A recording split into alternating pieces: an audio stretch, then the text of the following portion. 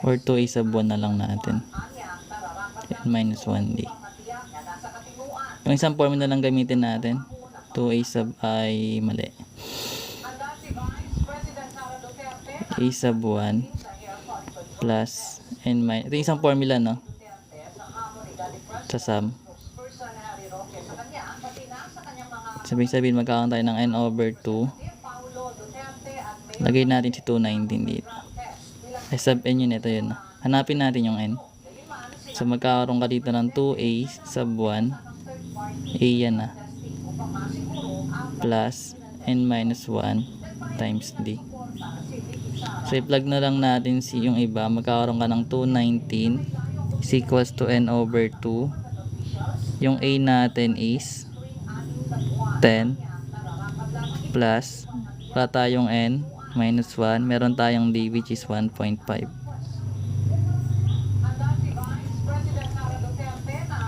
Then ayusin muna natin para hindi magulo. So magkakaroon tayo ng 219 is equals to n over 2. Ito magiging 20. Magkakaroon tayo ng plus 1.5n. Decimal to, mahirapan tayo yata na ito. So i-combine natin tong 20 minus 1.5. So ilagay ko natin dito. So i-multiply na natin both side by 2 siguro. Mamaya na. Mamaya na lang nga.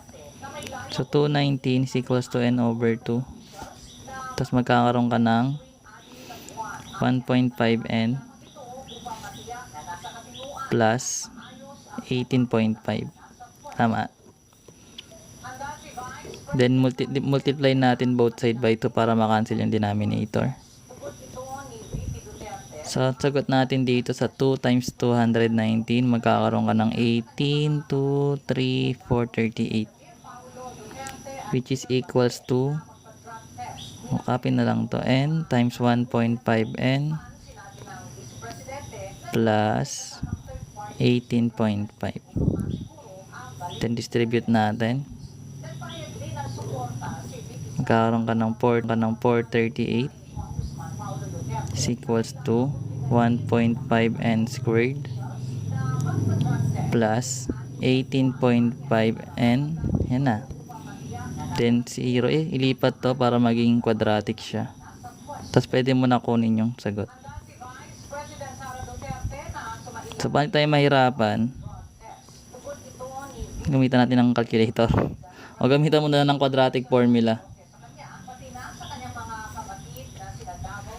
Paano butterfly method? Gamitan na lang natin ng calculator paano tayo mahirapan. Basta ganyan yung process niyan para makuha yung n. Ay, papumindot ng calculator ko. Yan. So, sa calculator, lalabas yan as 1.5, 18.5, tapos negative 438. So, yung x sub 1 natin, o yung isa natin, is 12. Tapos, yung isa is negative 73 over 3. So dahil nga negative to, hindi to pwedeng gamitin. Ibig sabihin, ito yung gagamitin mo. Ibig sabihin, yung meron kang 12 weeks. Paano yan i-calculate? May calculator ka ba? Siyempre kailangan may calculator ka muna. Meron yan siyempre. Anyways, ganito lang siya. Kita ba? Nakita? Sira na yung calculator ko eh. So, punta ka sa mode, equation, number 5. May, yan. Tapos, hanapin mo dyan yung may squared. Kasi pag squared, square root yun. Ay, square root. Quadratic. Kapag cube, cubic. Ayan, tama. Kapag linear naman, ito lang na walang mga exponent. So, dahil nga, sabi mo, square root siya, sabi, pipinutin mo yung 3. Yan, lalabas itong mga ganito. Lalabas yan. So, dahil yung A natin, alam naman natin yung A natin. 12. Ibig sabihin, meron kang 12 weeks. So, to check natin kung 219 ba talaga yung sum nila. So, ibig sabihin, yung A sub 1 natin, di ba? Yung A sub 1 natin is, yun, 10. Tapos yung A sub n natin is 12. Kasi 12 nga siya dito eh. Pang 12 term siya. Ay, wala pa pala tayong A sub n. Meron tayong n which is 12. So, hanapin natin kung ano yung value ng A sub n natin. Kuya, dahil sa pagtura mo ng 10 plus, lagi akong perfect. Yeah, welcome, no? Good for you, Gels. So, punta tayo, hanapin natin yung kung ano yung value ng A sub 12, ng 12 term natin. So, paano natin gagawin yan? Hindi, punta tayo sa formula A sub 1 plus n minus 1d. Yung din natin, di ba, is 1.5. Then, after that, tayo dito. Hinahanap natin yung A sub n, di ba? So, yung A sub n, wala. Meron tayong A sub 1 na 10 plus, meron tayong 12 term. Pang 12 minus 1. Hanapin natin yung 12 term. Dapat ang 12 na rin. Kasi siya pala yung hinahanap natin. Meron tayong 1.5. Tapos magkakaroon tayo ng 10 plus 11 times 1.5 which is equals to 10 plus ang sagot sa 11 times 1.5. 11 times 1.5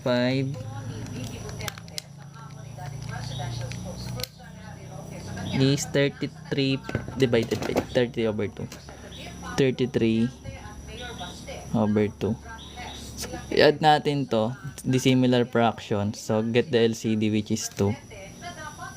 To 2 by 1. Magkakaroon tayo dito ng 20 plus 33. 33 ba yan? 33.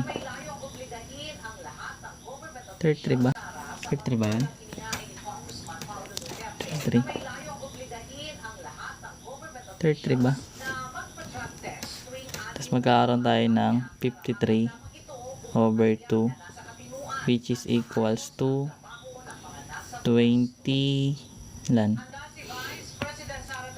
27.5.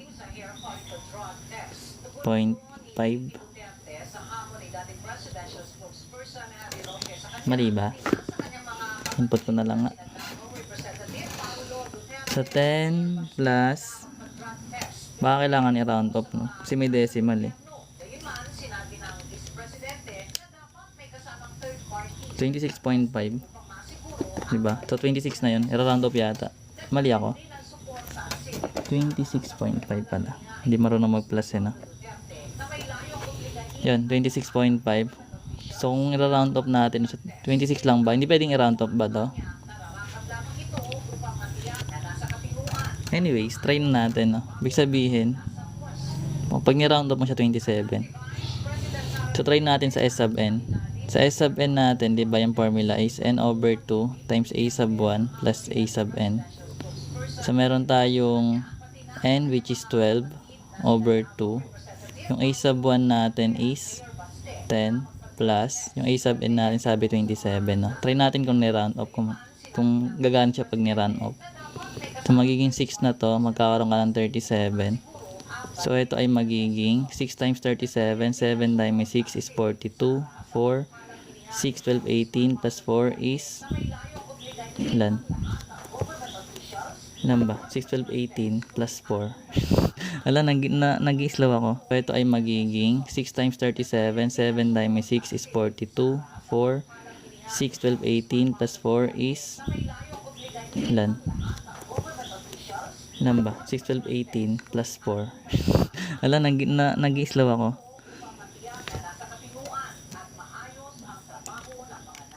18 plus 4 din na marunong yun. Bawal i-round off. Hindi, mag-iiba yung sagot niya. So try lang natin sa 26.5.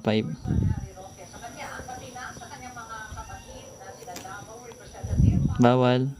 Hindi siya magiging tama. 6 times 36.5 lang.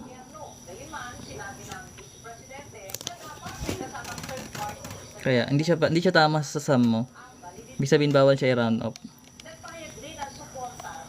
So, bawal i-round off phasey. Bawal. 'Di ba? So, bawal. Anyway, at least may tutunan tayo. So, yun na yun, phasey, no? Gets na?